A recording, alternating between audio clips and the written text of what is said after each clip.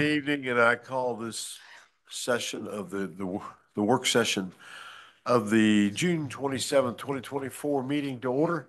It has been 35 days since we've last Oh been my here. gosh. Yeah. It's like So- 3 months. So Who's counting? if I'm behind the time and I can't get my points right, please help me out I here. know. I gotta get up in the world. But first off, we're going to have a consideration of the work session and regular meeting agendas.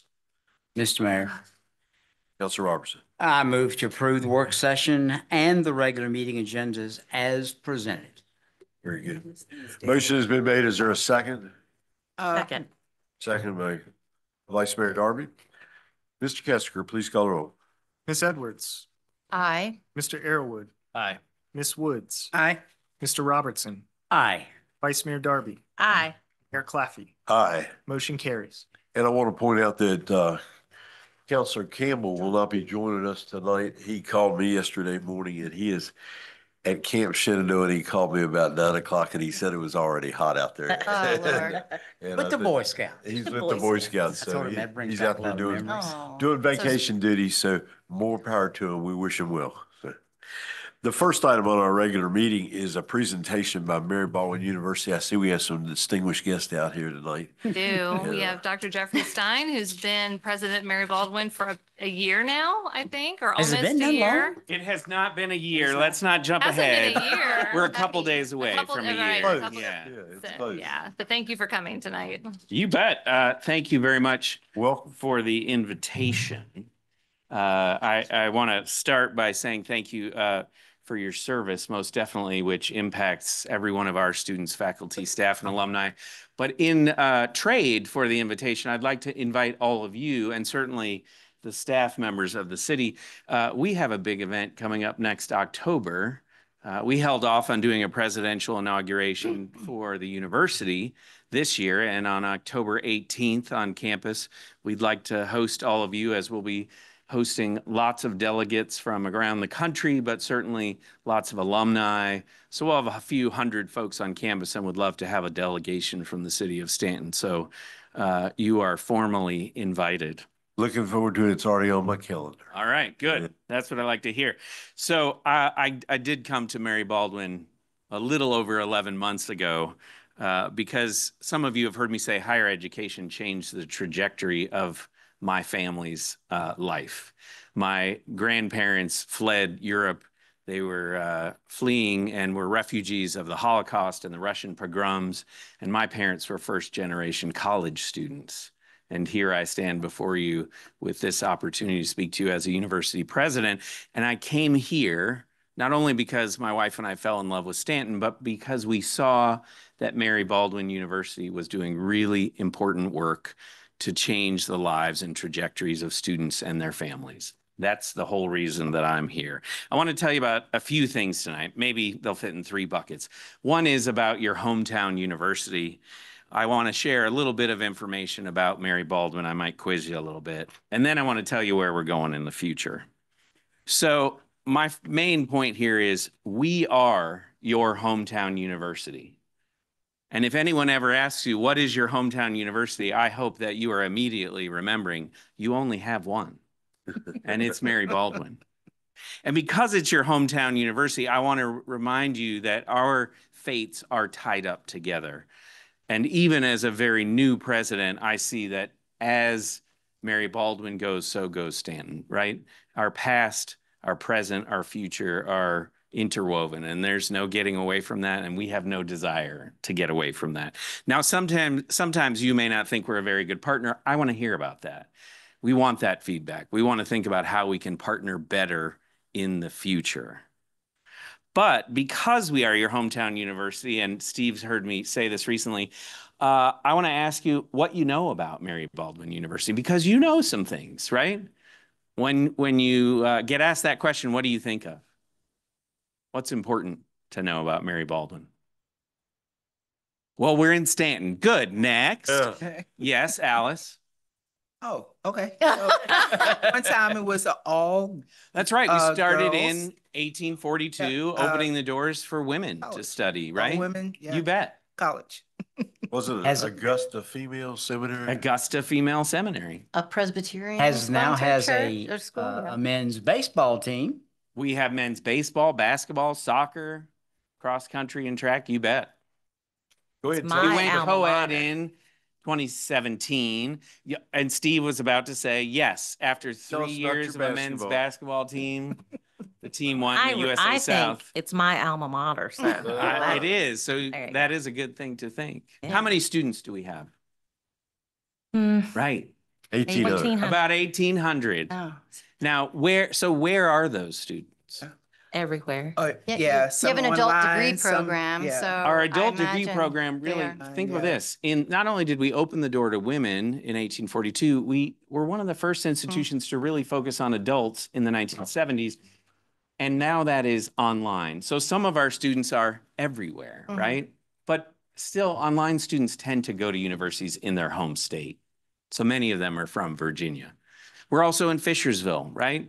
Murphy Deming College of Health Sciences, all those graduate health sciences programs and some undergrad. We're up the hill, certainly, but we're also downtown, right? We're in the Wharf building for Shakespeare and Performance and many other locations where you'll find students, faculty, and staff. Part of this, what we're talking about is we're a cultural hub. We want you to remember that we're a driver of the economy and we're a workforce partner. And in all those areas, we think we can do better, right? The other thing I want you to remember is we're one of the most diverse campuses in the nation in terms of our Staunton campus. 40% of those students are first in their family to go to college. They don't have a history of going to college in their family. 50% of those students are students of color. About a third of those students are men. And 60% of the students on the Staunton campus are low-income Pell-eligible students. One of the reasons you don't always see them is they're at work, right? They're working, many of them, upwards of 20 hours a week in addition to going to school. And maybe sometimes they aren't frequenting, and Liesl Crozier, our Vice President of Communications, works on this all the time. They don't always think they can afford some of the businesses downtown, but we have a lot of business owners who've opened the doors to them. Certainly in terms of being a cultural hub, very strong tie with American Shakespeare Center continues, as well as with the Heifetz International Music Festival. Yes, lots of community organizations that we are a part of. We were just talking about Rotary, but we have faculty staff who are on Kiwanis and the Tourism Advisory Board and SDDA and the Chamber, and certainly the iHub and city schools and local churches. Two of our faculty are ministers in local churches, right? And much more. You may not know we have some new partnerships. Last summer, the university heard from the local schools that they were having trouble, as many public schools are, with teacher shortages. So we offered discounted tuition for some of the paraprofessional staff to get their licensure. Now that program has taken off all over the state because that shortage is all over the state. We offer employees, and this is pretty new, employees of local businesses and organizations get discounted tuition for either online or other courses at Mary Baldwin. We also have 2,000 alumni who live and work in the area, many of them in healthcare and education. Hundreds of students every year are doing their practicums, their internships, and volunteer work in this local community, right? And many of our students live in the local community. I like to tell stories about our students just to make sure you know what they're doing, right? So I sometimes like to say they're doing everything from Broadway to working on nuclear subs. Yum Arnold is one of our graduates. She was just reelected as the chair of the Federal Reserve Board in Atlanta, right? I just got back from New York recently because one of our alumni who didn't even think she could afford to go to college and had no idea what a play was, just performed in her first Broadway show, Home, Story Ayers, who graduated in 2009. You may have heard this fall about Sean Thompson in the medical field, an alumna who was involved in every phase of the development of the very first postpartum over-the-counter medication, right? And then, of course, we've got Caitlin Whitcomb, who's one of our VWIL graduates. We didn't mention the only female cadet corps in the country. I was talking to Caitlin this spring, and she just left, I think it's this week, to get trained. She was commissioned into the Navy after commencement, and she is getting trained on nuclear subs, right? Wide range of what these students are doing. You may run into Gerardo Cardosa. I'll end with his story. Gerardo graduated this year. He actually graduated in December after 3.5 years. He did a political science major and an economics major. Political science, he did his senior thesis as a junior. That was published in a national journal. Then he did his econ thesis this fall. He did all of that and then got a free ride to University of Richmond Law. But he did all of that while he was working 36 hours a week, helping to support his family and his younger siblings. Those are our students. Now, you may have heard in the news a little bit about higher ed lately. I'm not sure if you heard anything good. It's a tough road right now, right? For many, many reasons. But Mary Baldwin has always been innovative, whether it was opening the doors to women, whether it was moving into healthcare to support the shortages in this region, whether it was the adult degree program. And so we're making shifts this year to make sure that we are growing and that we are here for a long time. You'll hear about how we're going to grow online, and you'll hear that we'll grow Murphy-Deming College for Health Sciences. There are so many shortages. I keep bugging people about nursing, but we'll see where we get on that one. We know that the area needs nurses. In addition to that, we're really changing what we do in terms of undergraduate students here. So I like to think of the numbers 10, 6, 4, and 1. Liesl has come up with the name of this new program is called the Mary Baldwin Signature. What we have done is totally redesign our academic portfolio. We've got new majors that'll be coming along. We removed some majors where students really weren't signing up. And we put those majors into 4 areas, what we're calling academic neighborhoods. Education and society, business and technology, creativity and design, and of course, health sciences. Students will come into those 4 areas and sign up for majors, right? We also redesigned our entire gen ed. Students are required to take a certain number of courses up front. We had 383 courses they were choosing from. They now pick 10 courses, and those are scaffolded courses to help them get through, gain liberal arts skills, and move into the world of work. Along the way, they'll be developing 6 power or durable skills. Every single class, every single major, and every experience will help them articulate these 6 durable skills that we know industry needs, right? Because we're moving our academics as well as their experience to make sure they can articulate how they're aligned with what's needed in the workforce. And we hope they can do that like Gerardo Cardosa in less than 4 years. We'll see if we can get there. And all of that occurs in a network of support, one of the most diverse campuses in the country, focused on one-on-one relationships. That's who we are. That will always remain as we remain a liberal arts institution focused also on professional studies. So a lot of growth and change you'll hear about. My main message to you is thank you. We are your hometown university. We want to be your partners, and we want to even hang out with Steve, who I get together. We're going to make it, every semester, I think now, right? Just to talk about what's up and what's not. Absolutely. But we want to help drive the local economy. We certainly want to be a cultural hub where the community of Staunton feels comfortable coming to us, and definitely a workforce partner. So we see that as the only way we rise is if Staunton rises, and that we can do that together. So thank you. I'm happy to take any questions. I know you have other work to do, but we look forward to another 183 years here with you. We look forward to it also. I know the Murphy-Deming program is an integral part of your university. How many graduates do we have this past May for those programs? So total student graduates was over 250. Does that sound right? And Murphy-Deming typically has around 350 students at any one time. Those are in PT, PA, OT, and Doctor of Nurse Practitioner.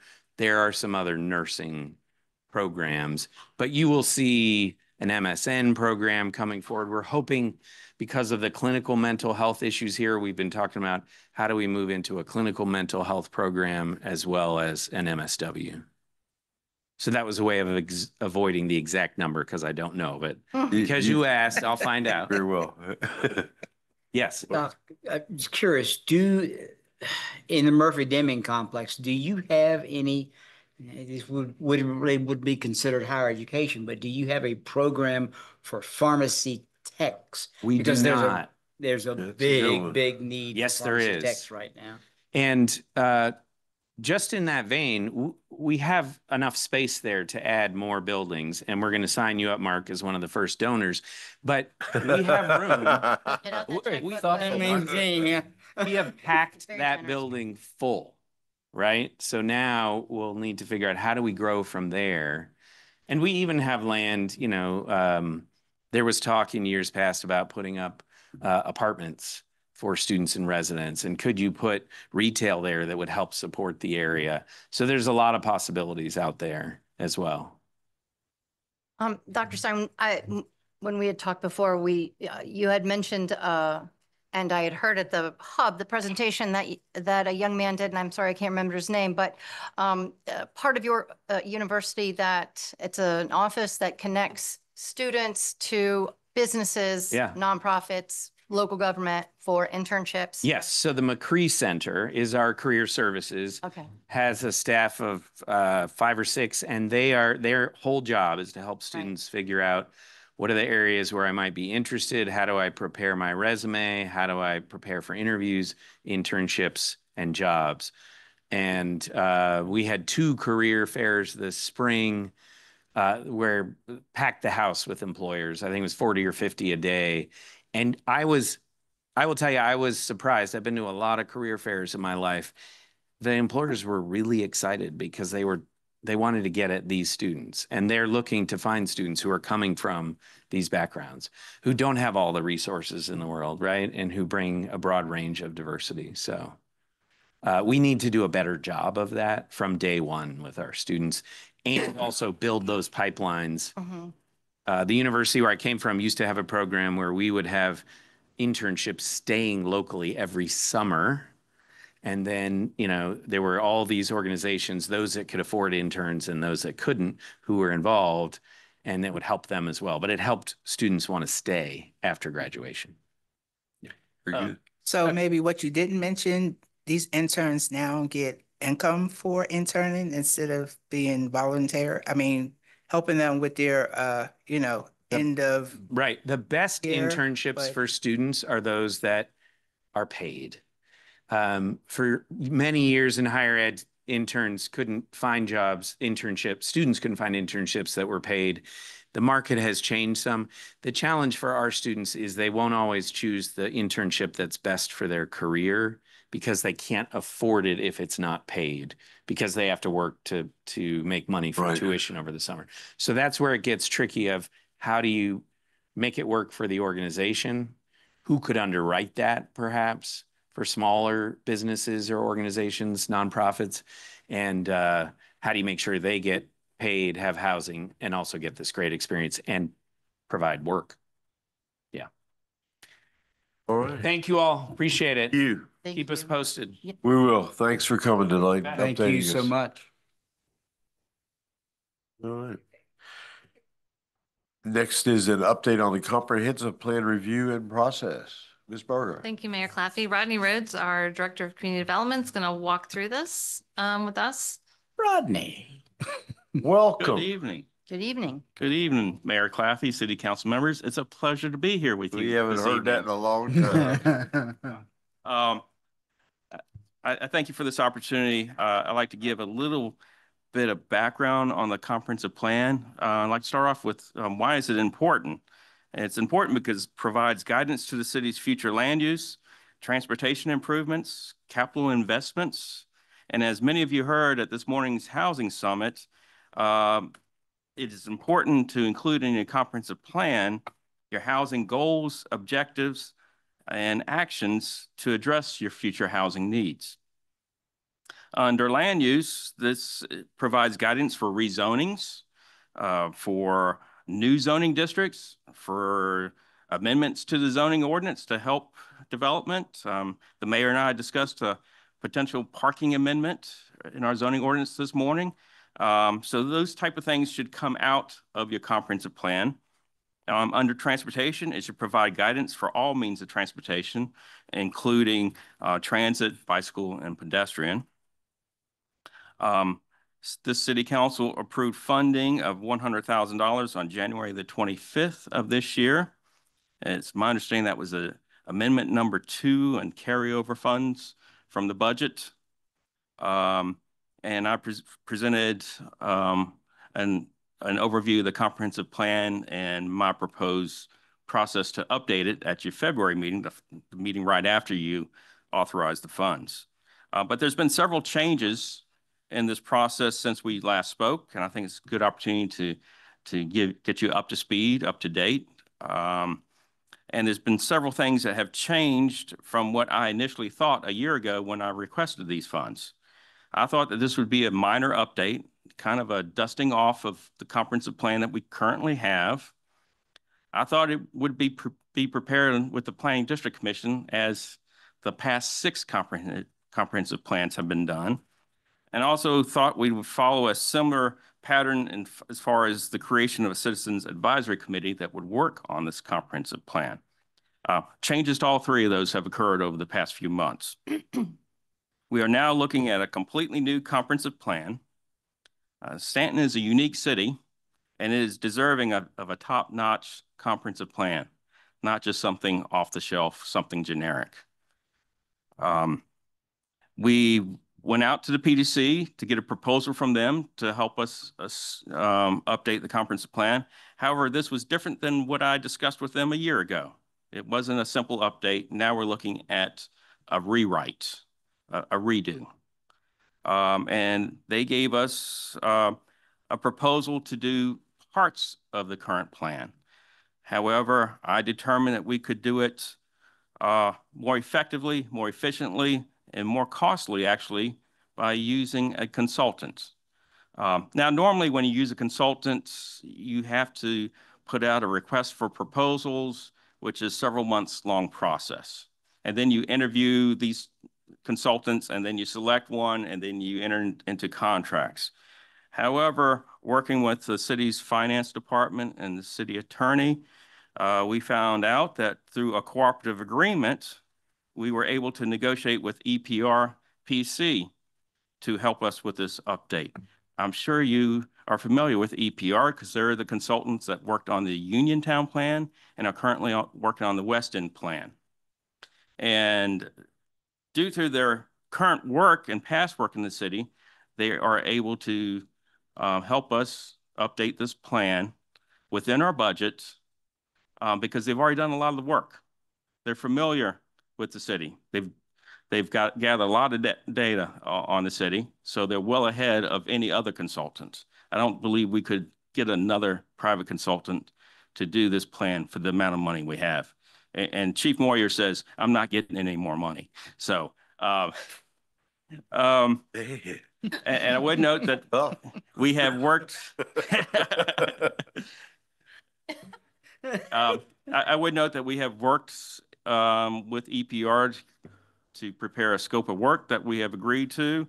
And also there's agreement that has been reviewed and approved by the city attorney in order for us to sign a contract with EPR to produce the scope of work.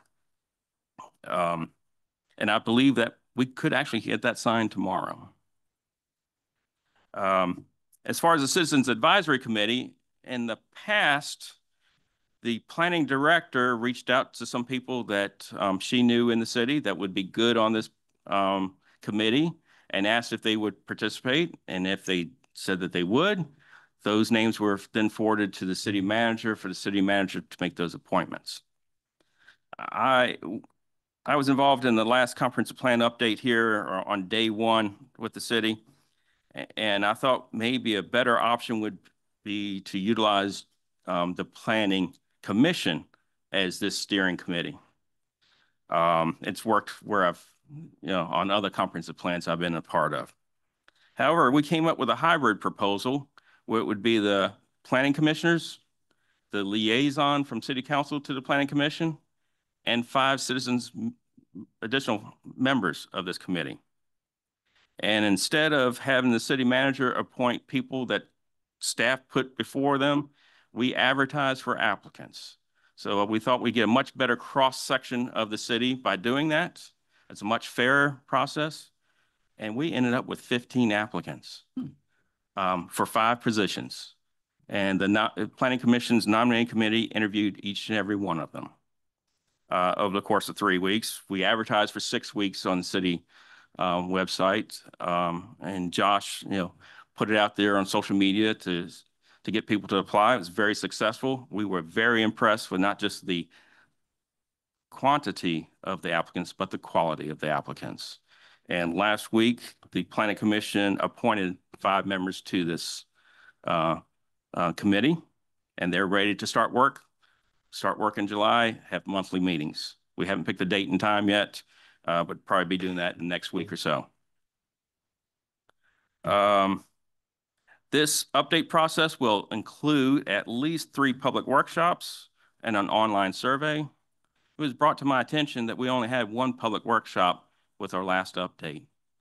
And this is a comprehensive plan for the citizens of Staunton, and they deserve more than opportunities to provide input than that. We will also have at least 2 meetings with City Council. We are looking to have a work session with this City Council in August, kind of as a kickoff to this, to get some direction from this council on what you would like to see in this update. And then we'd like to follow that up with an additional work session with council this fall.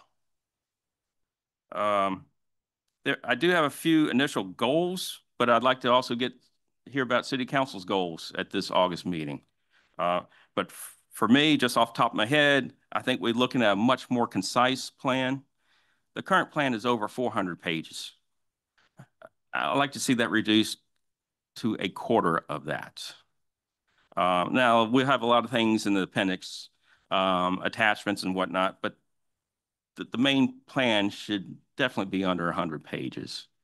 It needs to be more user-friendly. I've heard from the public that they have problems, especially downloading the maps that are part of the comprehensive plan. So we're going to address that. And most importantly, I think we need to have clear action items like we have in the Uniontown plan and that we will have in the West End plan. Clear action items that we can address one at a time. And that way we can gauge progress on the initiatives of the comprehensive plan.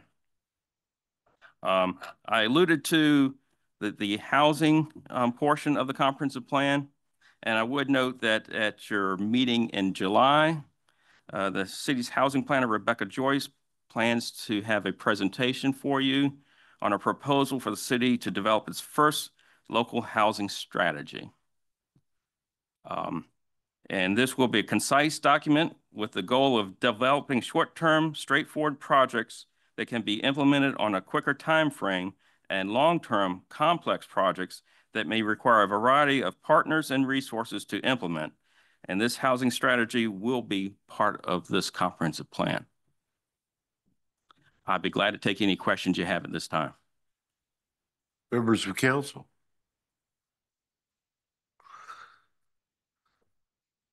Sounds like you got a lot for us to do. Yes, sir. It's going to be a busy few months. No, it sounds great, Rodney. Yeah. Well, I would request that you would put it out in an email to the members of council, particularly considering I haven't been able to join us tonight, but tell us what we should be prepared to discuss in detail at the July meeting, because we're not going to have a meeting the beginning of July. So therefore it's going to be 4 weeks from tonight. It'll be the August August meeting. August. Yeah, it'll be the first meeting in August, I think. Okay. For your work session, you mean? On the comprehensive plan, or would I talk about Things with that we were Rebecca? Yeah. The things that you were asking for our input. I've talked to the consultant, and we will definitely have some information that goes out in your packet in advance of that August meeting for you to review, so that we don't spend all of your time in an open public meeting discussing it. Rodney, do you have, I mean, I know anything can change, but do you kind of in your mind have a deadline or a time when this will be ready? when the entire plan will be completed. Curious. It is generally, when you do a complete rewrite like this, it's about an 18-month process. So that's what we're working with. That's what we've told the committee members that will be working on this, that there's commitment for probably at least a year and a half, monthly meetings. But I've seen it done a little bit shorter than that, but you don't want to rush this project. You want to get it right. Agreed. Other questions? Well, you're off and running. Thank you. I'm sorry, did you get any business? Can you just describe some of the folks that did apply, just in like 5 words or less? To just understand the makeup of the people on the,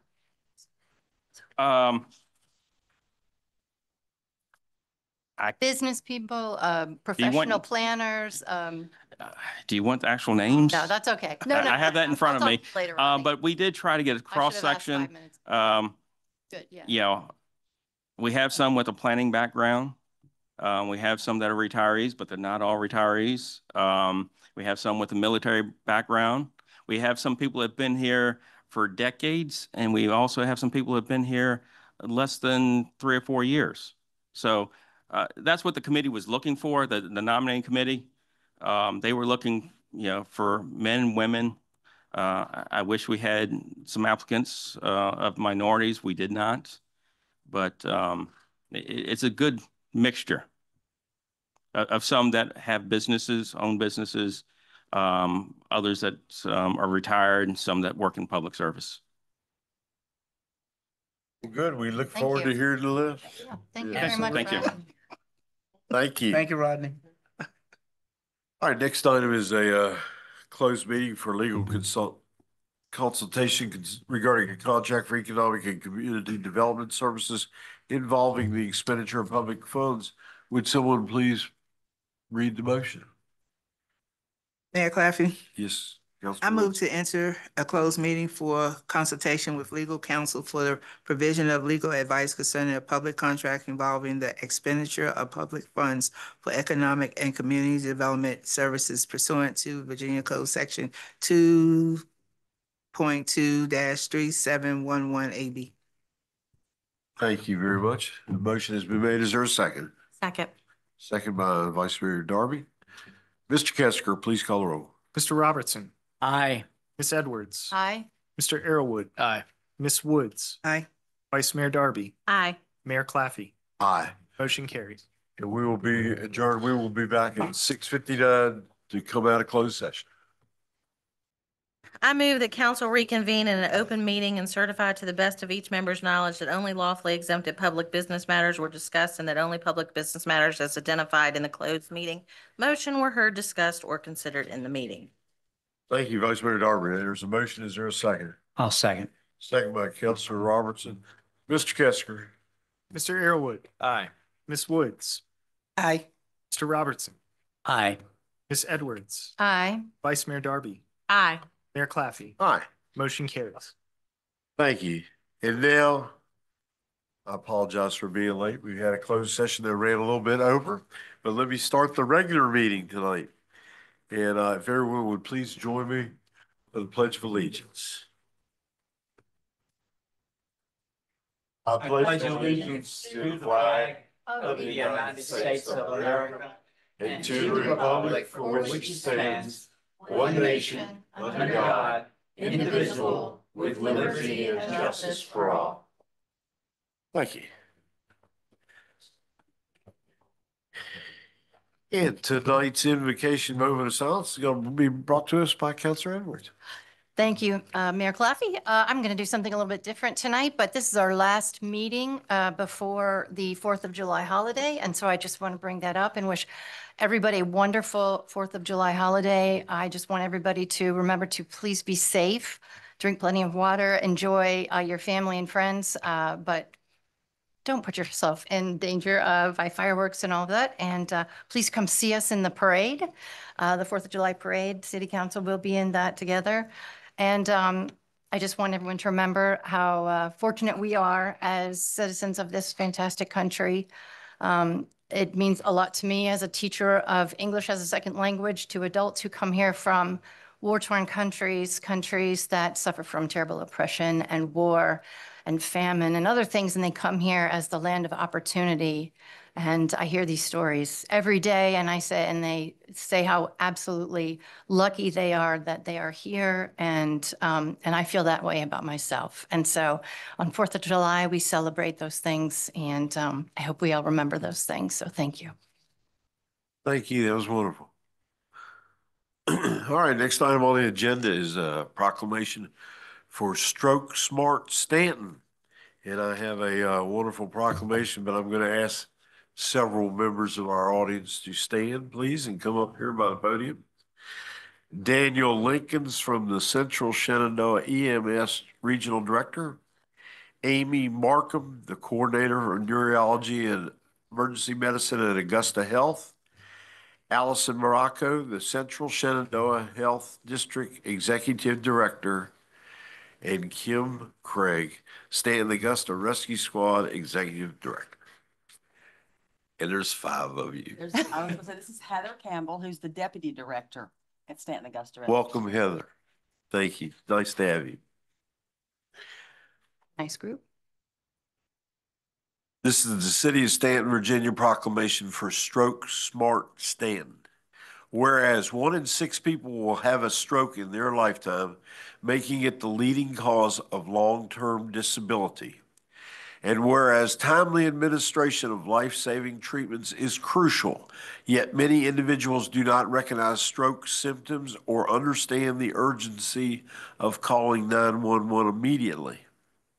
And whereas access to the most advanced care for certain types of strokes may not be available at all healthcare facilities, thus emergency medical service providers are trained to identify stroke symptoms and choose the appropriate facility based on the specific symptoms. And whereas early identification of stroke symptoms and prompt activation of emergency services can save lives and reduce long-term disability. And whereas the City of Staunton seeks to set an example for other communities in Virginia by educating the public about stroke recognition and partnering with the Central Shenandoah EMS Council, Staunton Fire and Rescue Department, Staunton Augusta Rescue Squad, and local emergency responders to increase stroke awareness in the City of Staunton. Now, therefore, be it proclaimed by Staunton City Council that the City of Staunton is hereby designated a stroke smart city, and City Council calls this observance to the attention of all citizens of Staunton. Adopted this 27th day of June 2024, Stephen Claffey, Mayor. Thank you. Hey, can we come out and get some pictures? Everybody, Couple that's times. okay. We'll have a big group. Okay. Yeah, yeah. It's just too dead. Well, I will. No one needs to see my arms. That's fine. It's not my age. Hide your arms for Too well. Good to see you, sir. Hi. Thank you. I even get a hug. Yes. All right, let's step over here. We'll get a We're gonna hug everybody, okay? Yeah, yeah. Good to meet you, sir. Thank you for what you're doing. Thank you. Thank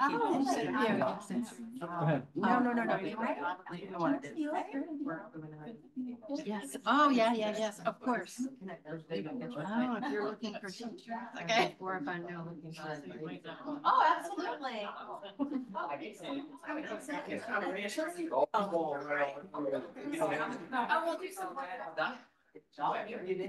Yeah. You need to be in. All right, smile pretty, everybody. Ready? I got another one. Hold on. All right. Here in the meantime, let me get you over here. 1, 2, 3. Hold on. One take. All right, I got it. Now, do we have any more?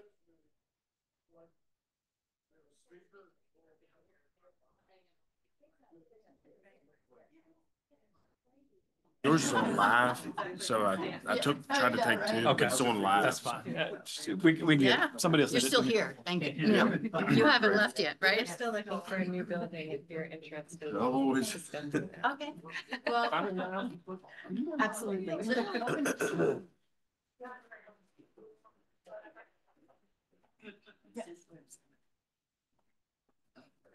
So I want to thank you for supporting this public health initiative to increase stroke awareness in the Commonwealth. This is part of a statewide initiative started back in 2021. Staunton will be the 12th city in the state to make this proclamation. It's the second in the Shenandoah Valley, only because Waynesboro jumped the gun and got you this Monday. We almost had it. But so we've had two this week and moving toward getting our entire region to make this to join this initiative. But together we look forward to joining efforts and increasing stroke awareness, and that will reduce the time to treatment of stroke. And this will help us reduce morbidity or mortality among our neighbors. Stroke is the fourth leading cause of death in Virginia. Over 20,000 people are hospitalized each year, and that rate of stroke triples in patients over 65 years old. So this is part of a initiative that was started by the Virginia Stroke Systems Task Force. It's almost as hard as saying stroke smart Stanton. On behalf of all of us here, I just want to thank you for partnering with us. And Amy will share a little bit of some of the numbers that we see locally. But often patients don't recognize the symptoms of a stroke and they end up delaying calling 911. If they do recognize a stroke, many times they'll go to a local doctor's office or a facility that's not prepared to be able to treat them. And these are time-sensitive emergencies. And so calling 911 allows our trained EMS providers to do a variety of tests to identify the likely type of stroke they're having and then get the patient to the appropriate facility. In addition to that, we contact the hospital early and get the stroke teams activated. And so that process reduces the time significantly to getting that definitive care. And that increases the likelihood of a favorable outcome with those patients. And just a reminder, I know I shared this last month, but we do have resources available from the Department of Health. I've provided some of those over here as some examples, but also there's a QR code. So what I would ask for one more thing is to go on that website, order some materials and have those available in all of the public buildings. Just share them out with the community and then talk about it as you're out working with constituents. But thank you again for supporting this effort. We look forward to further partnerships. Thank you, Daniel. Thank you, Dan. Hi, I'm Amy Markham. I'm the stroke program coordinator at Augusta Health, and he hit on a lot of things that I was going to actually talk about. But every minute that goes by that somebody is actually having a stroke, you're killing 1.9 million brain cells. So, and stroke actually is no longer a disease of the elderly. We're starting to see stroke occurring in younger populations as well. I mean, we've had as young as 18 years old come through. So we really need to get the word out there to educate the community. So recognizing signs and symptoms of stroke and calling 911 is really the key in minimizing that. Patients really need to arrive within a 4.5-hour time frame in order to receive that treatment. Looking at our data over the last couple of years, specifically those arriving greater than the 4.5-hour time frame, we found that 60% of our stroke population in our community are arriving greater than that 4.5 hours of treatment. So even more of a reason to push for the calling 911. We have been working with our marketing department to kind of push and really educate the community on that, but it's apparently not working. So we're hoping with partnering with the EMS community and with you guys and becoming a stroke smart community and Staunton that will help. Just last year alone, our organization had 550 patients and half of those patients came by EMS. So we still have an opportunity to increase that. So we're excited with Augusta Health to partner with the EMS Council, our local EMS, you guys as well, and the Central Shenandoah Health District in raising stroke awareness within the community. So thank you. Thank you, Amy. Yeah. Come on. You know, I have to say something. First of all, I really want to thank Daniel Lincolns for moving forward with this, with the city of Staunton. It was very interesting to me to start looking at some numbers, and Heather does our stroke QA, so we're really able to see what's going on out there. And since the first of the year, we've called 58 stroke alerts. Well, so we really feel like it is climbing. So the education is very much needed for early call, early recognition. And with this program and working with the hospital and the council that we plan on getting this education out, our plans are to get the material and be delivering them to the homes of our citizens here in the city so that they can recognize stroke early, call early. We're very thankful for the city of Stanton and the new priority dispatch that we have here. That has been very helpful in recognizing things. Questions will come from the dispatchers to the family and to the patients who call about what to look for, what's happening, give them instructions on what to do until we get there. So we're very proud to be able to do this and call Stanton a stroke smart city. So You did that very well. that is kind of hard to say. So we. Sorry, what did you say? So we do appreciate this very much, and we appreciate also that we move forward with priority dispatch because I think it's a very positive thing for our community. So again, thank you. Thank you, Q. Anyone else? Well, how about a round of applause for these people? I just have one thing. Vice Mayor Darby has. One thing, probably at least a year ago now, but Augusta Health, I believe, had a billboard on Statler Boulevard that had FAST and it had, you know, what that stands for and everything. And I thought that was very helpful. So I don't know if they would do that again, but again, I think people see that and it makes them remember those letters. It's now Yeah. Be Fast. Be fast. Yes. The latest version is on these magnets. There you go. Oh, good. And you'll hopefully be seeing these around the city Good. a lot. Great. Once again, thank you for everything you Thanks did. for everything. Yeah. All right, that brings us to the mayor's report. And y'all are in trouble because it's been 35 days since we've had a meeting. So we've been going. If you're missing someone, Adam Campbell is not here. He called me yesterday at 9 a.m. from Camp Shenandoah. He's out there with the Boy Scouts. And as hot as it was yesterday, let's just be grateful that we're not out at Camp Shenandoah with Adam Campbell. So I know he got hot yesterday. But in the last 35 days, since May 23rd, which is our last meeting, we had a ribbon cutting at the road at Staunton Crossings. And here we're about to open the road. You know, we did the ribbon cutting, but we did that so that Billy Vaughn would have the opportunity to enjoy the festivities. He retired on May 31st, and we had a nice party for that. Over Memorial Day weekend, I had the privilege of presenting Ruby Dowdy a 100th birthday proclamation. Awesome. And she was incredibly bright and alert and a very sharp lady. I was most impressed. On June 5th, we had a special meeting of council for an update on demolition work out there at the courthouse. We'll get an update on the courthouse later, but it was necessary to get everything clear in our heads since we weren't going to meet until tonight. On Tuesday morning this week, I attended the Community Foundation meeting at Panera Bread in Waynesboro. And they asked a bunch of ex-board members to come out and meet with their board for Community Foundation. And it was all about regional housing and the Saw Housing Initiative. Summit was today, but they were sort of setting the groundwork, and they were one of the sponsors of today's meeting. Councilor Arrowwood, Woods, and myself were there this morning. I would say there was 150, 175 people there at the Blackbird.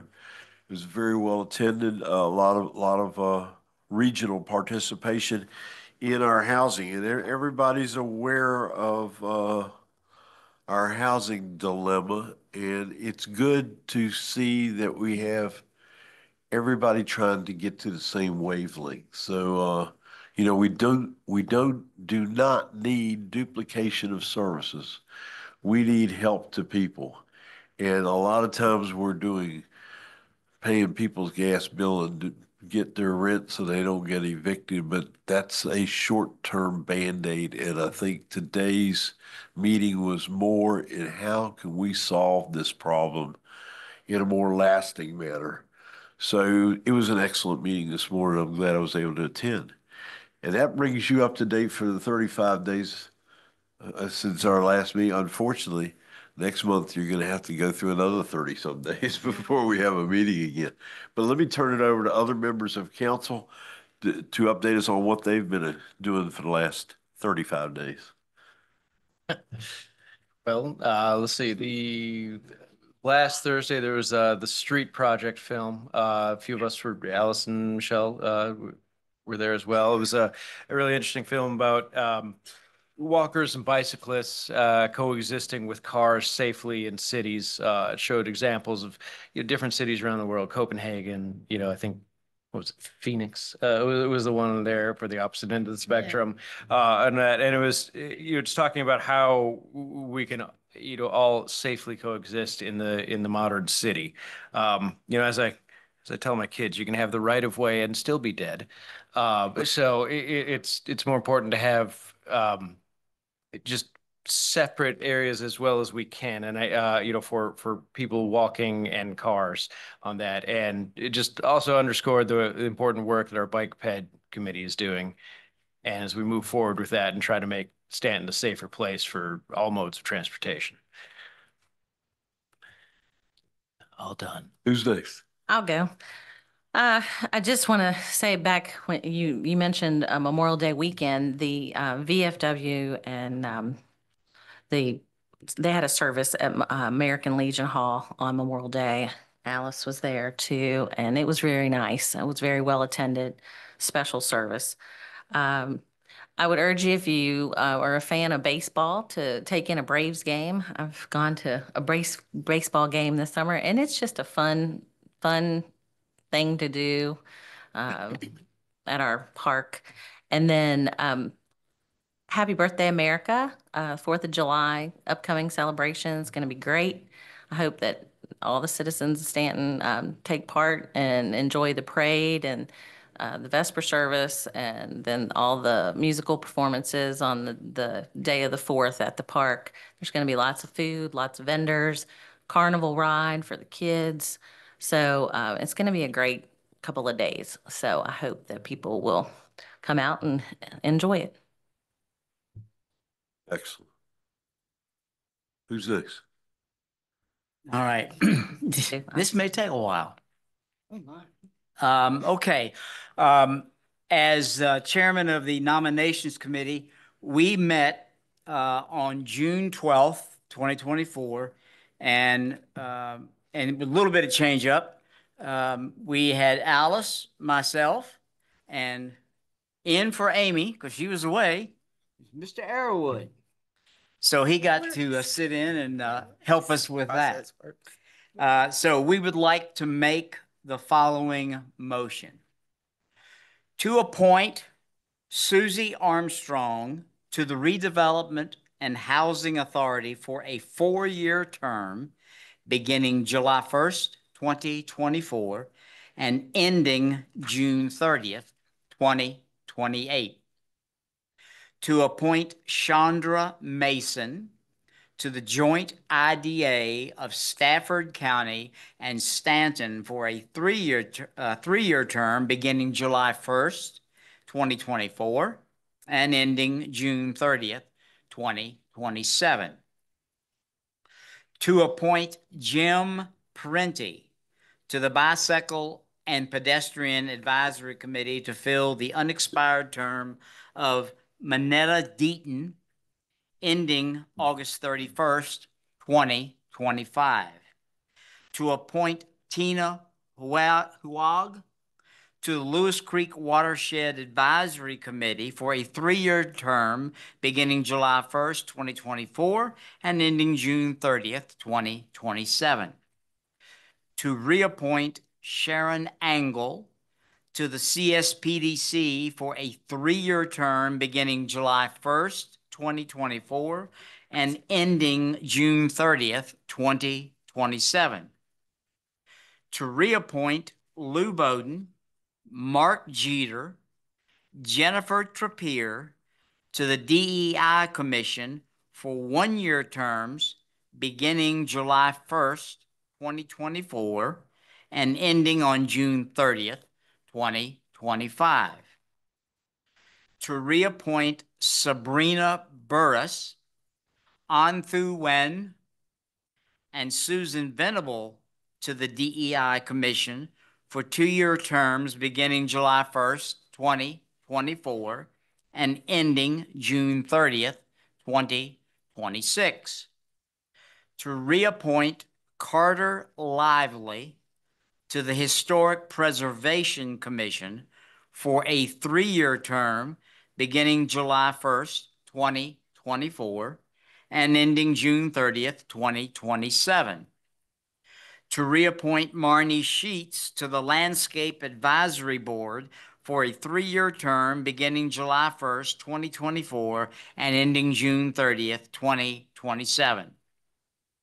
To reappoint Tom Yago, Doug Wolf, and Nicholas Palacio to the Lewis Creek Watershed Advisory Committee for 3-year terms beginning July 1st, 2024, and ending June 30th, 2027.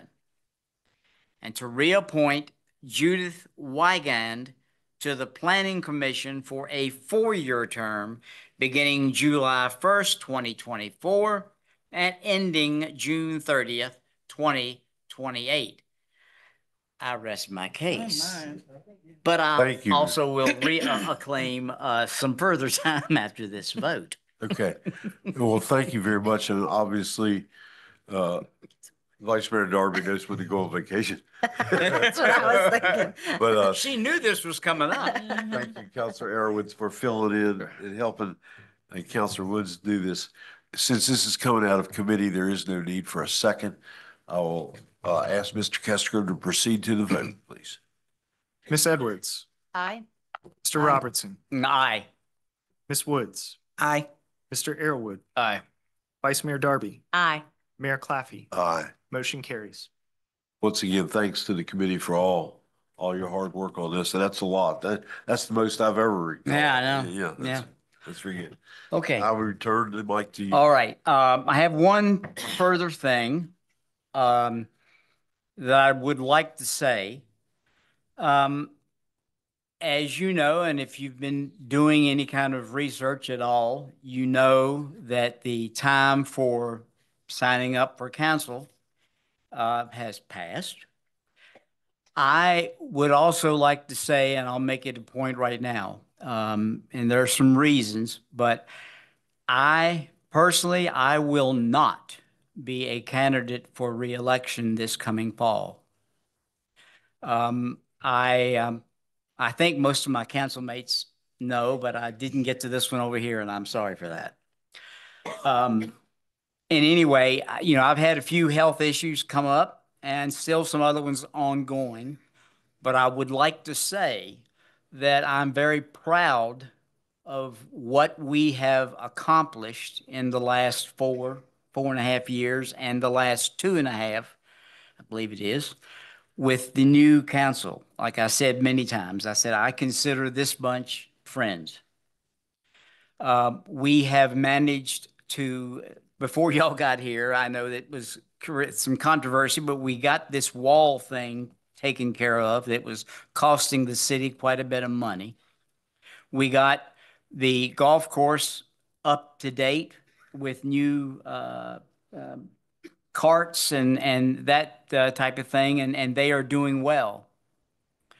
We have managed to get the very first female city manager in the history of the city of Staunton since 1908, and she is doing a very good job, and we are very proud of that fact. We got and voted in the very first male clerk of council, and he is doing a very good job. We've also managed to carry on. I asked the city manager, and we didn't know exactly how many housing units that we have approved over the last almost 4 years, but I do believe it's somewhere north of a couple hundred or more. It still needs to be more, but we're currently working on it. We appointed as a council a brand new DEI commission that continues to do their job. And we just reappointed them to scattered or different terms so that it will be an ongoing process from now on. And we managed to deal with an issue that was dumped in our laps, but that's what public service is all about. Augusta County had got or they jumped ship and are going to Verona. And because of the legal setup, we had to have a new court. We found a place, and we are working through, and hopefully by the fall or close to winter of 2025, it will be up and functioning. And we hope that court building will drive economic expansion down the road, bringing businesses, bringing new people moving in. That is our dream, when we hope that we and the citizens and the staff can make that happen. And I think that is a possibility down the road. So yes, I'm very proud of what, and then I've got one other thing that just occurred to me, and I can't forget that. I know I probably surprised some, but it just to me seemed the right thing to do. And I remember when we talked about Uniontown, and because I know personally that what I had to sign on for, and I said, what? The amount of money that cost. And I said, citizens that have been there all this time, citizens that have had grandchildren, grandfathers, and everything move on. And when we get this Uniontown back up to where it should be with water and sewer hookups, that these citizens were going to have to pay north of 15, 17,000. And maybe by the time that we get all this done, it could be more than that. And to me, that was not right. And I said, we need to make citizens that have been there, we need to make the hookups free. And then Councilman Arrowood helped join me and said, let's take this to Richmond. And we got it passed through both legislatures, and Governor Youngkin signed that. So and I'm very, very proud of that. Unanimously. Yeah, unanimously. So in any case, it's been a long 4.5 years. Some of it was tough. No doubt about that. It hadn't even been 4 yet. Well, it hadn't been 4, almost. We got 2 days. But I said, to be a councilman in city of Staunton for the city that helped raise me, it's been the honor of a lifetime. Thank you. Thank you, Mark.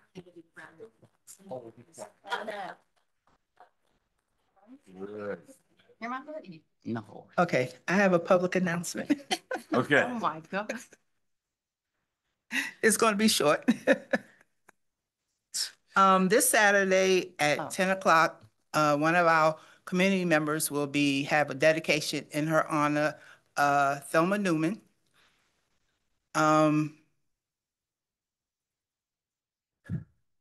For her vision of having the celebration of lights in Montgomery Hall Park. I mean, not Montgomery Hall, I'm sorry, Gypsy Hill Park. So there will be a bench dedication in her name, in her honor, and she will be there. And we are inviting people to come out just to celebrate her, because it's been since 2005. So it's almost been 25 years. So wow, that's great. The celebration of lights in Gypsy Hill Park has been going on, and it's been awesome. I mean, everybody just loved the lights. So thankful for her vision for that, and that it continues on till this day. And I hope it will continue on. And I'm glad we're doing it at this time. So they say give roses when people are still alive and not when they're gone. So we're going to give her a rose just for her little bit of participation in the holiday lights. And that's 10 o'clock Saturday. And if you ride around the park, it's right past the pool on the left-hand side where the bench will be placed. Very good. 10 o'clock Saturday. All right, thank you. Anyone else? I'll make it short, I promise. Thank you. So I'm the liaison to the school board, and unfortunately, I was out of town celebrating my 25th wedding anniversary with my husband, so I'm sorry I missed that school board meeting. I do want to highlight that school board member Kristen Siegel is here tonight. Thank you for your attendance. It's good to see you here. But I do want to let you know a few things that are going on at the library. Library Advisory Board met last week, and I want to let everyone know, if you don't, there are culture passes that you can get at the library. And if you have a library card, and if you don't, please get one. The culture pass is a free pass that you can get for 2 weeks to go to see not all, but particular shows at Shakespeare at Blackfriars, free with your library card. Get to keep it for 2 weeks. So it's making it more accessible to more people, which is wonderful. You can also now go for free to the Woodrow Wilson Museum in Birthplace. That's part of your library card privilege. Also, the Augusta Bird Society has donated binoculars, a backpack you can carry around, a map, and you can go learn how to bird.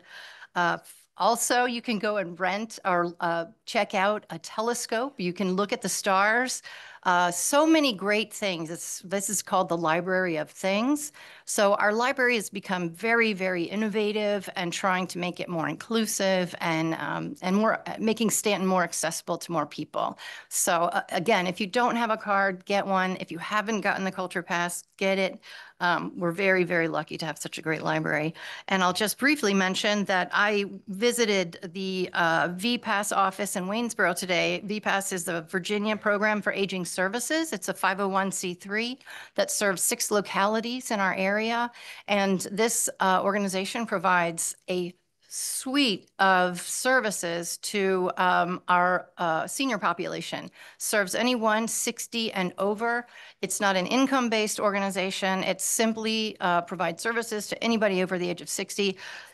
Anything from in-depth case management, providing social opportunities, offers caregiver respite, caregiver training, a whole lot of things. What I did was I brought a bunch of information. I put it over on that table. Looks like a bunch of them have already been taken. So if you are interested in learning more about VPAS, please grab that, grab something over on that table. And volunteer opportunities, if you want to get involved with that. You can provide transportation to and from doctor's appointments to folks who don't have access to that. And you can deliver Meals on Wheels for VPAS. So that's all I have. Thank you. Thank you. Well, thank you for all members of council being so involved in everything. That completes items by members of council. That brings us to our consent agenda. Per procedure memorandum number 14 is the policy of city council to have routine, non-controversial items placed on a consent agenda. All items on a consent agenda will be voted on in one motion. If separate discussion of any item is requested by a member of council, that item shall be removed and considered separately.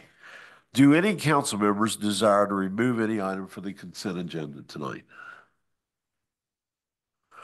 Hearing none, I will entertain a motion for the consent agenda. Mayor Claffey, I move to approve the consent agenda as presented. Motion has been made. Is there a second?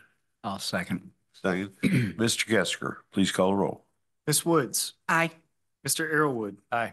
Mr. Robertson. Aye. Ms. Edwards. Aye. Vice Mayor Darby. Aye. Mayor Claffey. Aye. Motion carries.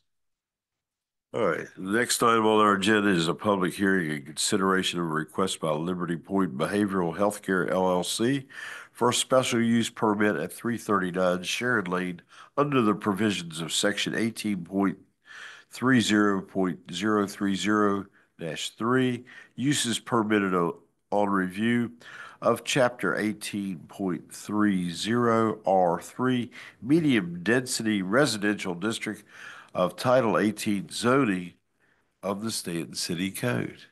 Ooh, good job. I think Miss Tim Berger. Hartless is going to be at the I podium right see him. now. He's coming. Welcome. Thank you, Mr. Mayor, members of council. It's a pleasure to be here with you tonight. He's been trained. Talk well. Glad you feel that way, Tim. This is a special use permit request by Liberty Point to have a medical care facility at 339 Sharon Lane. This structure was constructed in 1975 as a single-family dwelling, and it has been used in that way until 2007, when Liberty Point purchased the property. In 2008, the city issued a new certificate of occupancy, which allowed the structure to be used as a group home. Now, Liberty Point is proposing to use the property as a medical care facility for daytime mental health therapy for children and adolescents aged 12 to 17. They propose to see up to 10 patients per day. There would be 1 doctor and 4 support staff on site. They proposed hours of operation from 7:30 a.m. to 6 p.m. Staff has recommended that we expand that to 7 a.m. to 6 p.m. to give some extra time in the morning in case there need to be staff on site to prepare for the daytime activities. Staff has reviewed the request. We did not identify any issues. Surrounding zoning is R3 medium density residential conditional. That conditional zoning was adopted by council in 2002. At that time, there was some concern about water pressure and water supply in the Betsy Bell neighborhood. And that conditional zoning limits density by eliminating the multifamily component to those permitted uses to try and reduce the growth of demand for water in that area. The zoning code has a parking calculation for a medical care facility, and it requires 8 parking spaces. In this instance, the applicant proposes to provide 10 spaces. Staff has been on site, the zoning administrator and myself, and we've evaluated their parking lot, the existing parking lot, and there is ample space for 10 parking spaces. The city's comprehensive plan designates this area, our future land use map designates this area as low density residential. That's single family uses. This proposed use is not single family in character, but it is a daytime use Monday through Friday, and it should not be in conflict with the surrounding residential neighborhood. Planning Commission held a public hearing at its May 16th, 2024 meeting. During that time, no one spoke in opposition, although there were some concerns raised with outdoor activities. The applicant addressed those concerns with their comments to the Planning Commission that night, and the commission unanimously voted 4-0 to recommend approval of the special use permit with some conditions. Those conditions are that hours of operation be limited to 7 a.m. to 6 p.m. Monday through Friday. No more than 10 patients shall be served per day. At least 8 9x18 parking spaces shall be properly marked and maintained on the existing parking area as depicted on the parking exhibit, which was supplied by the applicant, and that is in your meeting packet as part of attachment 1. So I am happy to answer any questions that you might have at this time. This is a public hearing tonight. Any questions from counselors first? The only thing I need to say is that I will not be voting on this particular item because it will be a conflict of interest. Okay, My excellent. husband works for Liberty Point. Very good. Thank you. All right. In a moment, I will open up the public hearing. It is a time that council sets aside to hear from citizens about this specific topic. We ask that you please give your name, your address, keep your remarks in 5 minutes or less. When you reach the 5-minute limit, I will let you know. Once everyone has had an opportunity to speak, I will close the public hearing. I will now open the public hearing. So if you wish to speak, please approach the podium. We will alternate between individuals physically present and those with their hands raised on the Zoom platform. The public hearing is now open. Would anyone like to speak?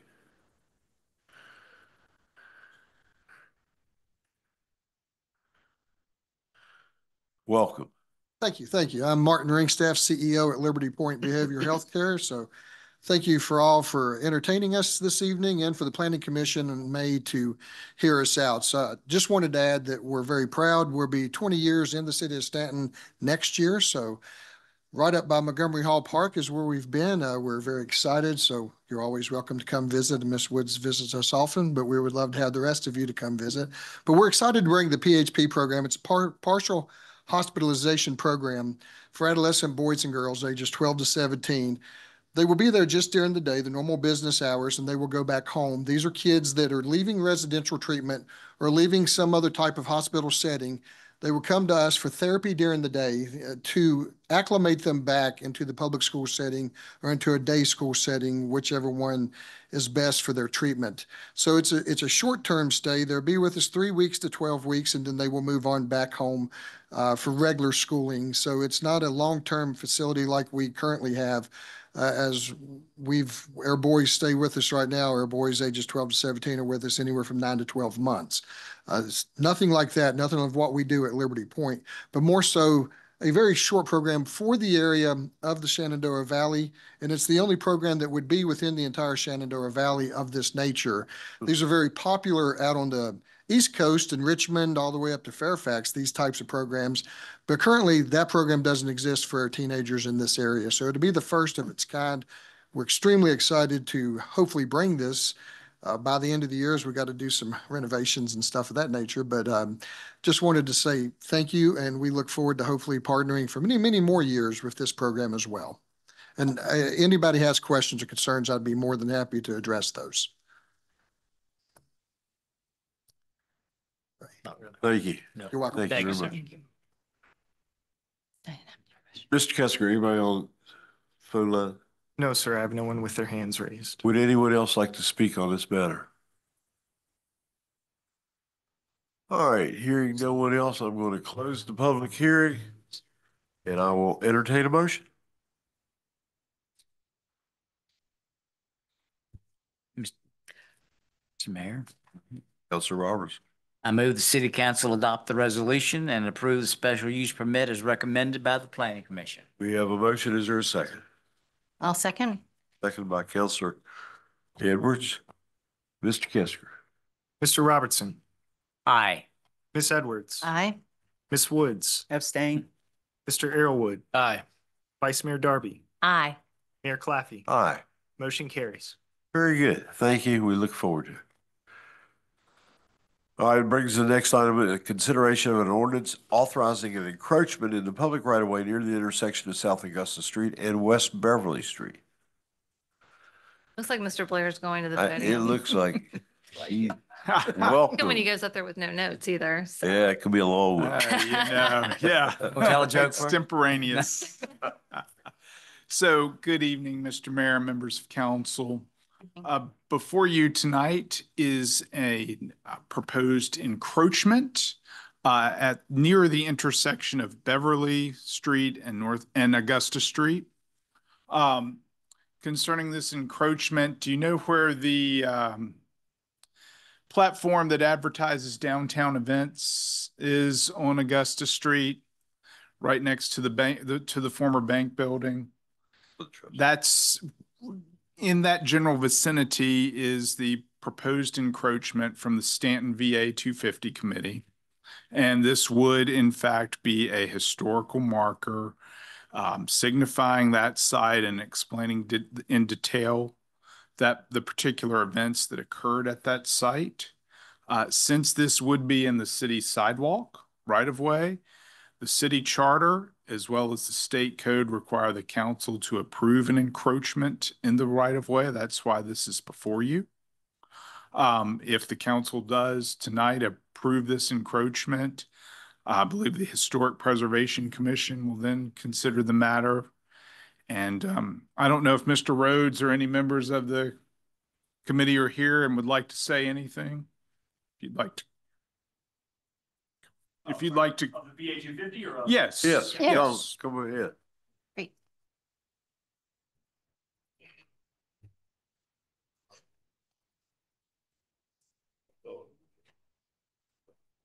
Yeah, hi there. My name is Davis Tierney. I'm one of the co-chairs of the Staunton VA 250 committee, and we've been working on this project for quite some time in collaboration with an organization called Road to Revolution.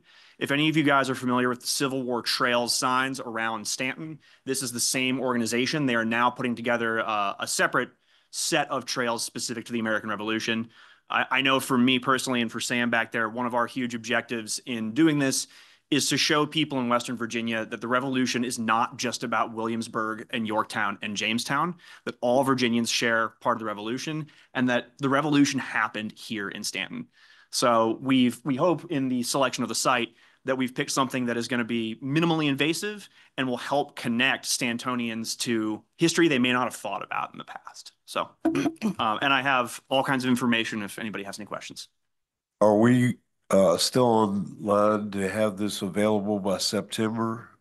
So unfortunately, the way that this works is we are currently trying to obtain what's called landowner permission to set up the sign from you guys and later from the Historic Preservation Commission. So until we have landowner permission, we cannot actually get Road to Revolution to task their graphic designers to make the sign.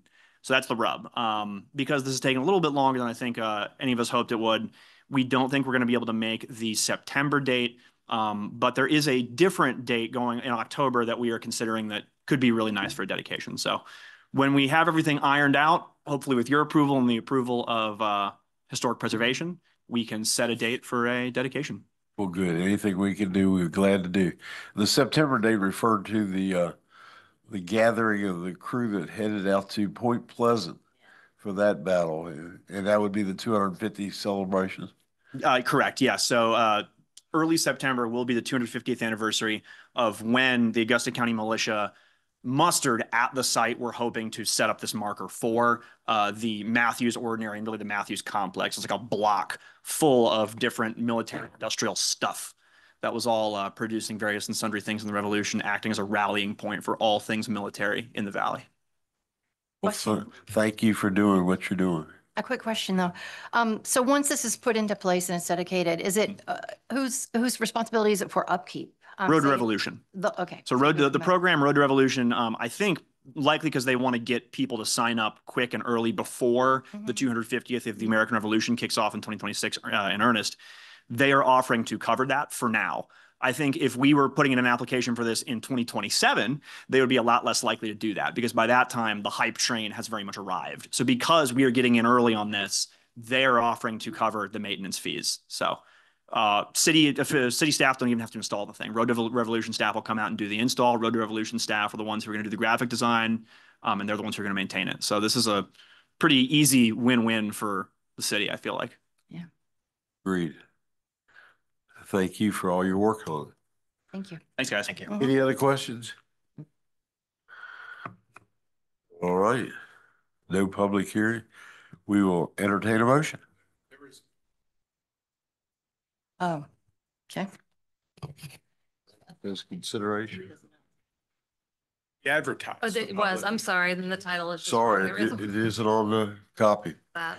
All right, again, I'm going to open up a public hearing. It is a time the council sets aside to hear about the specific topic of the encroachment of the public right-of-way at the intersection of South Augusta Street and West Beverly Street. I will now open the public hearing.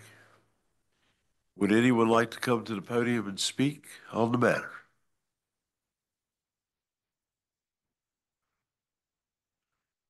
Mr. Kesker, do I have anyone online? No, sir. Going twice? I will now close the public hearing. I will entertain a motion. Mr. Mayor, Councilor Edwards. I move that the city council adopt an ordinance to permit an encroachment within the right of way as indicated on the map designated as attachment 3. Motion has been made. Is there a second? I'll second that. Very good. Mr. Kesker, could you call the roll? Mr. Robertson. Aye. Ms. Woods. Aye. Mr. Arrowood. Aye. Ms. Edwards. Aye. Vice Mayor Darby. Aye. Mayor Claffey. Aye. Motion carries. Very good. Thank you. We're looking forward to it. All right. That brings us to the update on the Juvenile and Domestics Relations Court Facility West End project. Ms. Bogart, oh, she's coming to the podium. She got some. I have friends here too. I have Lyle Hart, who's here, city engineer. Jesse Moyers is here. John Keane couldn't be with us this evening. We're going to do a quick update on this. If you've driven out the West End recently, you'll notice something a little different. It's gone. Yeah. Heck, it's gone. So it's very exciting. Oh, do I have control? Yeah, you can use the keyboard. Yes, you have control. That's an understatement. Here we go. There we go. So a lot of these slides you've seen before, I'll repeat. Here are the project details. We've gone over this before. 34,000 square feet, addresses all the specifications, 2 courtrooms, meets all the needs of the stakeholders, includes room for city sheriff, court clerk and staff, court service unit, Commonwealth attorney, public defender, and other such services. And then it also, where it's placed in design will allow for would accommodate future expansion of court services. And as we know, it's located on the former, now the really former Hex Department Store and facing Beverly Street. Here's the project milestones. If they're green, they've been accomplished. So since we last had an update, I believe it was February, we've advertised for bids. We've opened the bids. We were super happy with the bids. That was the best day of my life, I think. Jesse's too. So we broke ground on April 18th, which was a very fun event. And then there's a big jump to 2025. Okay, but I'm going to get to that middle stuff in a minute. We still plan to be completed and in that space by November 2025. So since the April groundbreaking, a lot's happened in the last 3 months, or 2 months rather, going into July. Hazmat abatement is completed, obviously, and Hex is gone. Abatement work is in progress on the former Big Lots building, which is the building all the way, the closest to Hex, for those who don't know, and the remaining structures that go down to Beverly. And then the water line installation is being done from Beverly Street. And so that will be completed soon as well. The week of July 8th, which is a couple of weeks from now, they should start to lay the foundation for the court. So that's pretty exciting. So we're going to have some foundation work being done soon. Here's what it looks like. So drive out there, take a look. It's very exciting. All right. So the one thing we wanted to just bring up to everybody's attention is the demolition of the remaining buildings. I know at one point our intent was to preserve some of those buildings for future government use. We've now decided to go ahead and demolish those structures, and there's several reasons for that. One is those buildings were frankly in poorer condition than we thought. If they had remained, they would have required significant work with a lot of costly unknowns, frankly. They'd be old buildings with a new expensive roof, which I'm going to explain in a minute. Not enough money to renovate that would still look like a shopping mall next to a brand new, beautiful courthouse. So we didn't know at that time how bad it was, as staff was on site more and more during this project, as Shockey was out there. You know, it was decided these buildings are not worth saving. It also makes a lot of sense financially, short and long term. There's additional $125,000 needed for renovation and remediation and demolition, excuse me. The new roof alone was estimated at $813,000 with no money to renovate. So again, going back to my previous comment, new roof on a bunch of buildings that aren't that great, that we have no idea when we'd be able to renovate because we wouldn't have money. We can now use these funds, if we don't put the new roof on, for future use, minus the 125, of course, for the remediation and demolition. Now, when council decided on the terms of the bonds, the decision was 15-year. It was a good decision. It saved a lot in interest over a period of time. And I have those numbers here just to remind everybody what those were. So 21 million at 20 years we would have paid 8.6 million in interest. 19 million at 15 years, 4.9 million. We saved $3.6 million. That's significant. I'll say another thing about the roof. A 30-year roof was actually $850,000. We only had $813,000. we didn't even know if the 850 would cover it. So there were, again, a ton of unknowns, whether putting a roof on those buildings, one, would be affordable, and two, would do any good whatsoever. And then final point is the contractor's there. If they can get that work done now, that will be the maximum, that would be the most efficient way to do this and the lowest cost. If the decision were to be made, oh, we're going to not do anything right now, go back later, it's just going to be much more expensive in the future. 2 questions. When will the remaining buildings come down? And I'm talking about the big lots going to Beverly. That work is expected to start in mid-July. At the same time, they're going to start laying the foundation. So they can do all that work at once. All that work can happen in tandem. Will the additional work impact the schedule? No, it will not. The project will remain on schedule and within budget, again, because they can do a lot of these things at the same time. So that's all great news. But what about the rest of the space? Okay, how do we determine the use of the site? I know personally, I don't want to see a big parking lot there forever with a big courthouse on it. So the city has contracted with TRC, which is like an engineering architecture firm, to provide a conceptual redevelopment plan that will include options for use of the site. And I'll just say the more parameters that can be provided, the better. We just don't want to say to them, here's a big blank slate. We would like to give them some input. You would like to give them some input. We were able to fund this with the Weston Brownfields grant, so that's great. We have funding for this. That's $20,000. So the question is, what data can help determine those parameters? And this is where we'd look to you for some insight. Not tonight, but we're going to be talking about this. We have till September 2025 to spend the grants. So we have some time to kind of think through this and figure out what would go on that site or the rest of that site. We have the Reston revitalization plan that will be completed in August, or that you will hear about in August. We have the National Community Survey results, which you'll hear about at your next meeting in July. We have other studies underway as well, such as affordable housing. We're going to have a budget process, believe it or not. We're going to be starting again real soon, especially a capital budget. So we'll have city department needs and capital needs. That process, again, will start late summer, early fall. And then any other additional input city council believes you need to provide and the community needs to provide. So we have a process to help determine what that site could look like with your input, with community input. Again, we have till September 2025 to spend those dollars down, but we want to start this soon because we don't, this TRC can get to work on this pretty immediately. It would take about 2 months for them to complete a redevelopment plan. So not a lot of time, but I feel it's important to spend some time on the front end to figure out what is it that council and the community would like to see on that piece of property, the rest of it around where the courthouse, sits in the back, and then you have the front part. Probably the next step would be, let's hear what comes out of the Reston revitalization plan. That would probably be the next place to start in terms of what could come out of that study. And then we'll go from there. That's my last slide. Happy to answer any questions. Like I said, Lyle Hart is here, as is Jesse, if you have any questions for them. Questions from council?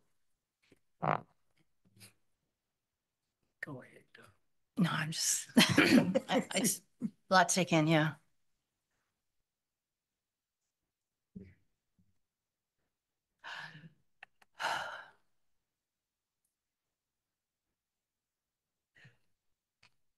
While we're waiting for Michelle. Yeah, I'm sorry. Thanks, Brad. I'm taking it all in. I don't know. She's thinking. Is there a timeline for the conceptual redevelopment plan? Like how long does it take them to I was told it would take about 8 weeks. Okay. For them to actually, so once we give them the parameters, let's give them some, the more guidelines, the better. We can give them parameters, some guidance on what exactly we're looking for. I was told it would take about 2 months or 8 weeks for them to actually develop the plan. Once they get all the info. Once they get all the information. And like I said, we have till September 2025 to spend down the grant funds. So, we have a year and a few months to actually work through this before we would have, lose those funds. We're not going to wait that long, obviously. Yeah. I think a good first kickoff would be what comes out of the West End plan, and then go from there, and then determine what else would you all like to see in terms of data to help support whatever happens to that site. But yeah. It's a lot to take in, and I think it's exciting because I think there's a lot of opportunities for that site. Now, it actually, taking those buildings down provides a ton more flexibility for whatever that vision could be. So I think that's exciting. But again, if we can give them some guidelines as to what we want to see, what you all want to see, that's even better, because it'll be a better product. Time for community input as well. Yeah. How much was the grant? Well, So I believe the study, the plan, TRC, it would be about $20,000. The grant itself is much larger than that. This is just a portion of that grant. how much is the contract with TRC? $20,000. Oh, that Yeah. Is that? Yeah, it's up Yes, there. they're Yeah. nodding their head. The Yes. brownfields grant, yeah. So has TRC done any of our other work? I'm not going to be able to answer that. Do you know, Lyle, what TRC has done with us? So TRC actually I believe they bought out Draper Aiden Associates. And Draper Aiden, so you may be familiar with that name. They've done work with us in the past and used to be on our engineering on-call services list. And TRC, the contract they have with us now is to work on the Brownfields grant. As Leslie mentioned, there are multiple projects with that qualify for the Brownfields grant fund through the EPA. And so this was just one potential site that was identified that would be eligible for them to work on. So that the $20,000 is the portion of that grant that is going toward this conceptual redevelopment plan. Sounds good.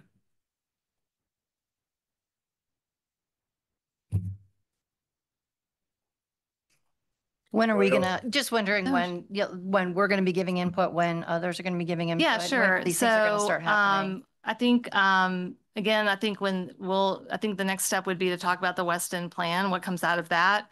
I think we can come up with a plan in terms of, also you'll hear about the survey next month. And so that will feed into this as well, because there's some things that were identified in there that might feed into some decisions about what that site could be or what that could look like. So I think what we'll do is we'll kind of start looking at what we already have. Yeah. You all can help us decide, what are we missing? What are you missing? And so then what do we need to do to gather that missing information? But we have a lot of information coming already that I think would be good to look at first before we then decide to do anything more than that. And that can just be decided down the road. Yep. It's a great opportunity. Yeah. I think it is too. I really do. Any other questions? Okay. No, All right. thank you very much. Thank you very much. Leslie. Yeah, thank you very much. Thank you, Lyle. Thanks. I don't have my notes. Oh,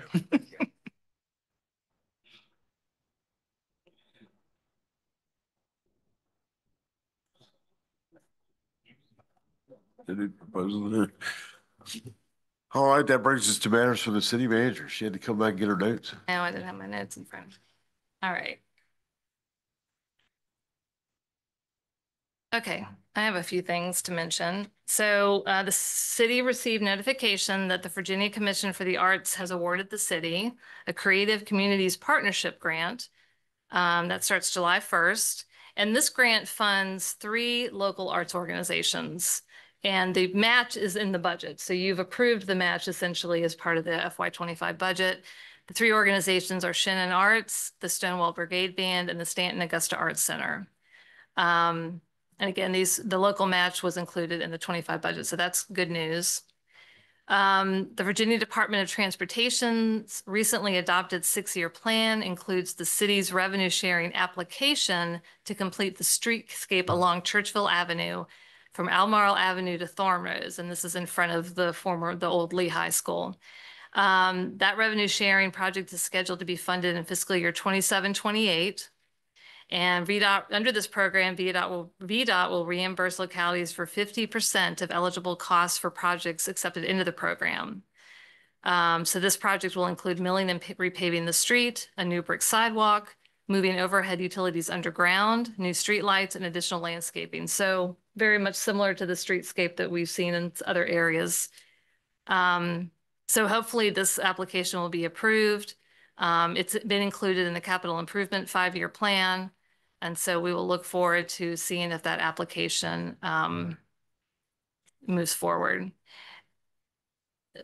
This Madam Edwards talked about Stanton Library, so I'm going to skip that. I had notes about that too, but that's all great news. Lastly, I will talk about 4th of July. And just to remind people that next week, City Hall is closed on Thursday and Friday. So while Friday is not a federal or state holiday, the city council did approve that as a city holiday. So administrative offices will be closed. Please remember that if you're traveling around Gypsy Hill Park, the 3rd through the 4th, that will be impacted by Happy Birthday America. So watch for traffic and crowds around the park during those days. If your trash is picked up on Thursday, July 4th, it will be picked up a day early on the 3rd. Normal collection will resume on Friday, the 5th. For downtown business district customers, they will receive trash collection on the 3rd, not the 4th, and they'll resume on Friday, the 5th.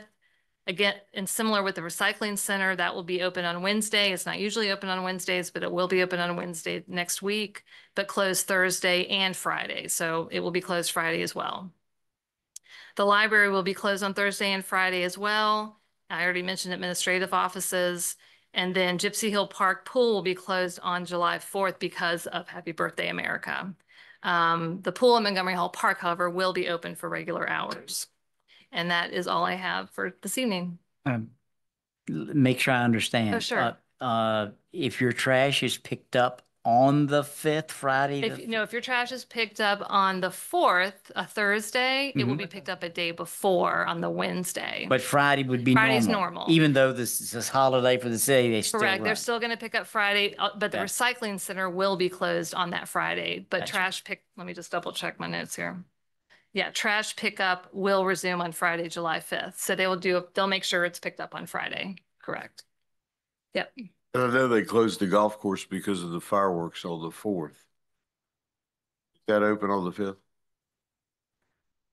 I do not know. I don't know, actually. That is a great question. Same with the Gypsy Hill Pool. Is that open on the 5th? I believe Gypsy Hill Pool will be open on the 5th, yes. It just will be closed on the 4th. I would imagine the golf course will be open on the 5th. I was just wondering how much Yeah. they have to take down after the fireworks. I don't know. Yeah. Mr. Mayor, may I have 30 seconds? Please. I know I gave that little speech, whatever, and that's what happens when you say something from the heart and you don't write everything down. And then as soon as I finished, I said, oh no. Also, the previous council before this one, with us on there, we also replaced the city attorney. And John has become a friend of mine. I mean, and let's see, we both love baseball, so let me put it into this analogy. We hit a home run. So he is a great, great city attorney. So I apologize, John. So- I'm sure he enjoyed that, actually. Thank you, but I'd consider myself a pop out. Oh, stop. All right. Mayor, I'm sorry. I did have a note about the golf course. May I quickly? I did have a note about that. The golf course will actually close early on the 3rd at 1 p.m., be closed on the 4th, and then reopen on the 5th. Okay. Okay. Sorry Thank about you. that. That was at the Thank very bottom of my sheet. I just missed it. All right, thank you. Well, that brings us to matters from the public. This part of the city council's agenda is entitled Matters from the Public. It is time the council sets aside to hear from citizens and others about a wide variety of subjects. A copy of the city council Matters from the Public rules are available from the clerk, but we're ready to start. If you would please come to the podium or begin your call, identify yourself, and complete your remarks within 5 minutes. Would anyone like to speak under Matters from the Public?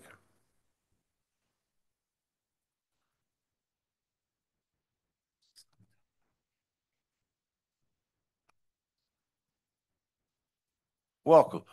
Good evening. I'm Constance Birch. I live at 319 Mary Gray Lane. It's great that Staunton has so many trees, but trees require maintenance.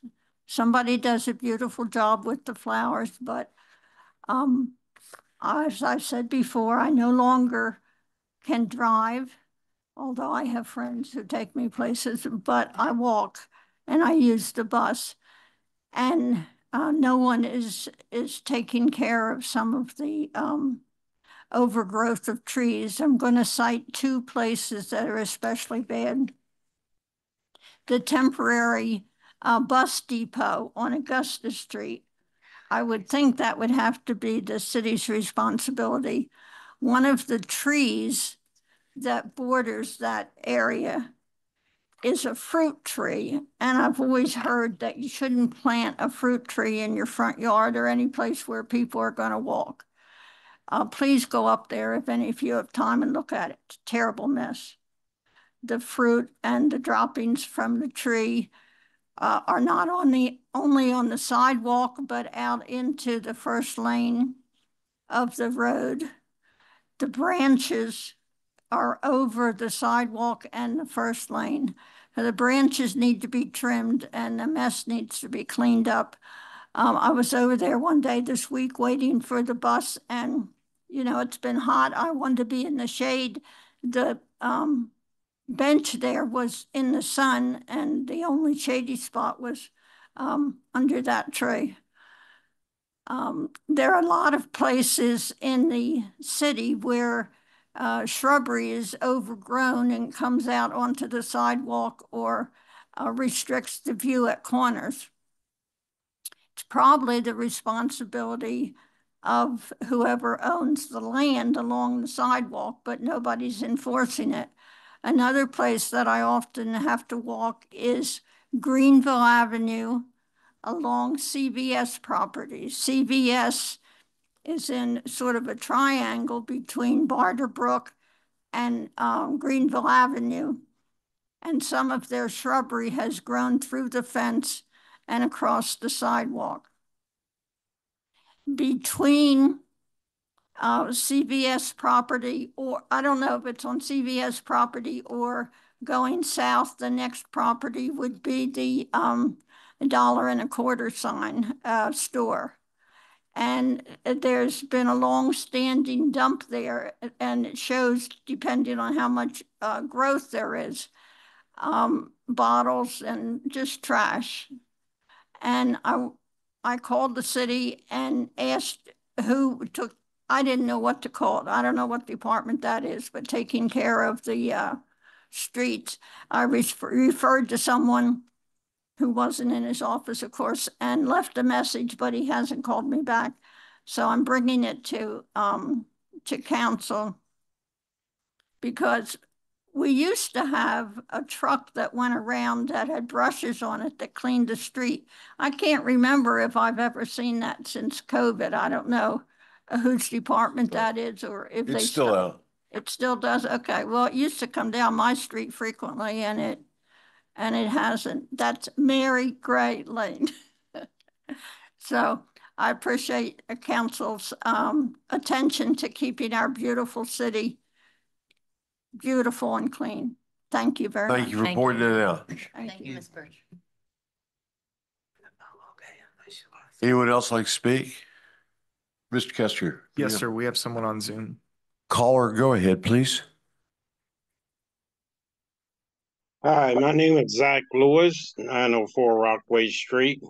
Can you hear me? Yes, sir. Yes. Okay. I was listening to the budget there, and you had money that you've allotted to the West End project. What about Uniontown? Is that project still, or is it pushed back out to 2027? Look like if we got some surplus money, it should be put into the Uniontown project. 2, Lambert Street. I don't know what they were going to do a study on the traffic. They put a flashing light down here, 25 miles an hour, which people think it's still 50 miles an hour. Evidently, they can't read 2.5 and they turn it into 5.2. I don't know who we have to get in touch with to get some police out here to patrol this area, because these cars come over this hill and up this hill, especially early in the morning, at a neck break speed. I hope something can be done about that. That's all I have. Thank you. Thank you. Thanks, sir. Mr. Lewis. Anyone else? Anyone else, Mr. Kesker? No, sir, I have no one with their hands raised. All righty. Well, in that case, I'd like to wish everyone a wonderful 4th of July celebration. Be safe, enjoy all the wonderful festivities that this city is famous for. And we'll see you next month. Meeting adjourned.